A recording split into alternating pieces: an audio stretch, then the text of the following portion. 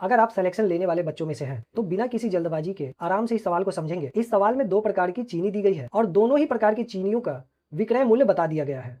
पहली प्रकार की चीनी को 40 रुपए प्रति किलोग्राम की दर से बेचा जा रहा है और इस दाम पर चीनी को बेचने पर हमें 25% का लाभ हो रहा है। दूसरे प्रकार की चीनी को 30 रुपए प्रति किलोग्राम की दर से बेचा जा रहा है और इस दाम पर इस चीनी को बेचने पर हमें 25% की हानि हो रही है। आगे सवाल में बोला है, यदि दोनों प्रकार की चीनी को बराबर मात्रा में मिलाया जाए और इनको मिलाने पर जो मिश्रण प्राप्त होगा उस मिश्रण को 36 रुपए प्रति किलोग्राम की दर से बेचा जाए तो हानि होगी या लाभ होगा, ये हमें प्रतिशत में बताना है। मेरे भाई, किसी चीज को बेचने पर लाभ हो रहा है या हानि हो रहा है ये तो तब पता चलेगा जब उस वस्तु का हमें टोटल कॉस्ट प्राइस पता हो। तो चलो हम लोग देखते हैं उस पूरे मिश्रण का टोटल कॉस्ट प्राइस क्या है। हमें बोला था दोनों प्रकार की चीनी को बराबर मात्रा में मिलाया जाए, तो हम लोग मान लेते हैं कि दोनों प्रकार की चीनियों को हमने 1-1 केजी मिलाया है।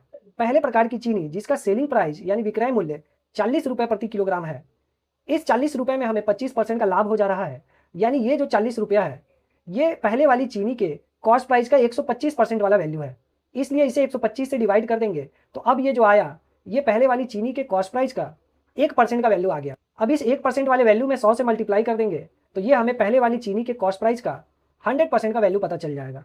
25 से इसको काटेंगे 5 बार में, 25 से इसको काटेंगे 4 बार में, 5 से ये जाएगा 1 बार में, 5 से ये कटेगा 8 बार में, यानी कि पहले वाली चीनी का जो कॉस्ट प्राइस है वो है 32 रुपए प्रति किलोग्राम। इसी तरह से दूसरी वाली चीनी जिसको 30 रुपए प्रति किलोग्राम की दर से बेचने पर हमें 25% का लॉस हुआ है, यानी कि ये जो 30 रुपया है वो दूसरी वाली चीनी के कॉस्ट प्राइस का 75% का वैल्यू है।